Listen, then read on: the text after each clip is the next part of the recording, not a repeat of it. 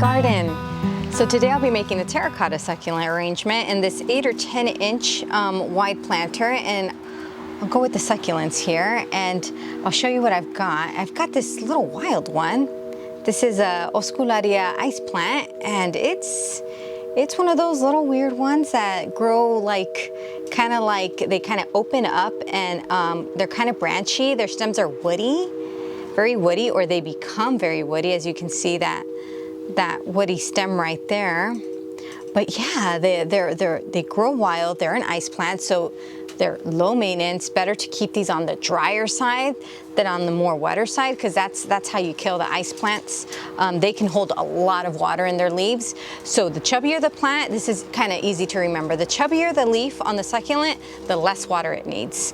And the flatter the leaf is on the succulent, the more water it needs. So that's kind of like an easy way to remember how to water these succulent plants. And I have here Crassula conjuncta, and look at that. Look at the faces on those. I mean, they're getting enough bright light to change their color, and that green and red, I mean, I'm telling you, the Crassulas turn red and they're so beautiful. You can always count on them, like showing their true, not their true colors, but, well, kind of, yeah, in a way, their secondary color, because they have two colors. They have the primary color, which is a green, and then their secondary color, which is, red, or, whatever color they may turn out to be. But this is Crassula conjuncta, looking beautiful and healthy, and I'm going to use this as kind of like a height and kind of filler plant. And let's see, these are the two rosette style plants that I have as the thrillers, and this is Echeveria ramulette. Beautiful, like, just compact kind of growth that it has to it, with a lot of leaves, and it's such a kind of like an elegant shape. I feel that this in a kind of like a wedding bouquet would look so pretty, wouldn't it? And that green, it's so just nice and fresh. I love that color.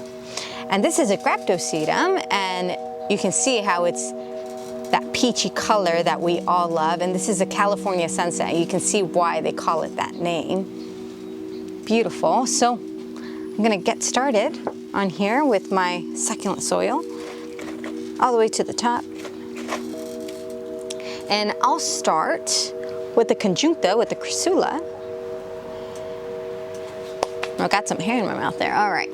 Okay.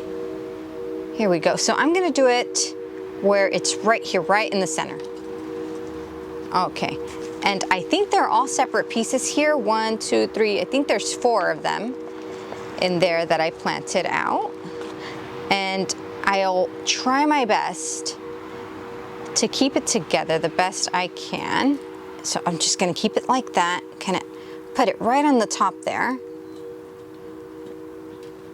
Shuffle that soil together to keep it together, because it was 4 different little cuttings that were becoming a cluster, but I didn't give them enough time to grow. So they're still individual. Like, normally when it becomes a cluster, their kind of roots come together and it kind of anchors them all as one, but not in this case, because their roots were still growing. Fresh cuttings. Okay, so that's a little simple there, but these will get nice and tall and juicy and spread out. So since these are so wild, I'm gonna kind of put them down into this corner here. Well, they'll spill over hopefully once they get a little longer.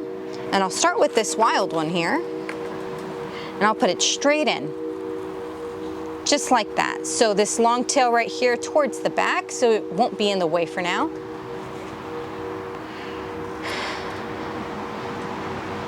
Adding more soil as I go.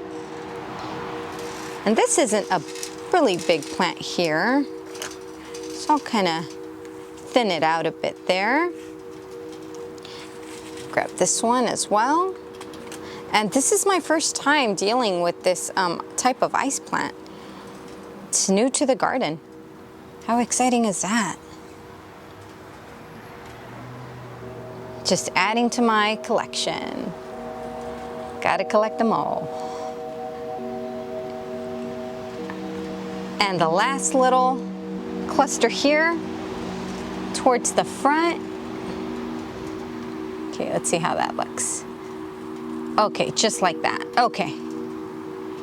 I'll kind of adjust it a bit because I kind of leaned it on purpose. Oh, that's cute. I like how that's turning out. Okay, so now I have two more plants. So I'm gonna group together. The one that needs the most space is probably gonna be the Ramillet. Ramillet. Tricky name there.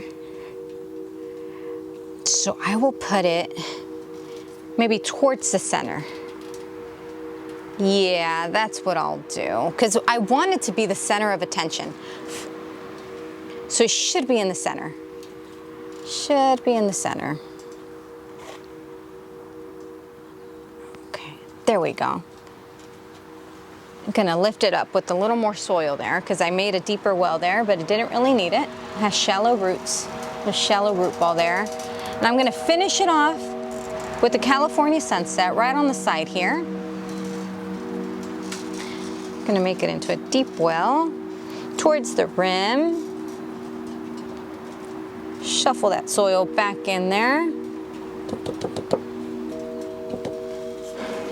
And voila, there it is. Oh, and I really like it. You know, the only thing that's missing is the height of the Chrysula variety, but I mean, this will grow nice and wild right over here on this side. The Ramillet has a lot of space to grow in the center, and hopefully this one will give me a little pop and start to spill over, but hey, we never know how they're gonna, you know, turn out to be, but I think I really, really like it. I really like it, and the terracotta color really goes well with all the reds going on in there, so I gotta take advantage of that. Give it a little dusting, look at that, perfect. Oh. I'm really liking how it turned out. Really liking it. Oh, yeah, and I'm not done yet, because you know what time it is. It's that top dressing time. So here I go.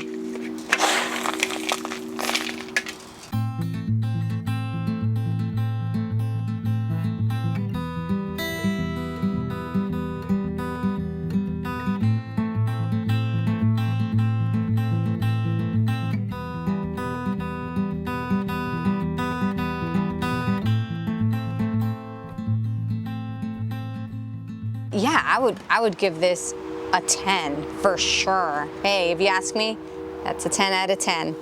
I really like it. I really enjoyed it. I just really like the Chrysula.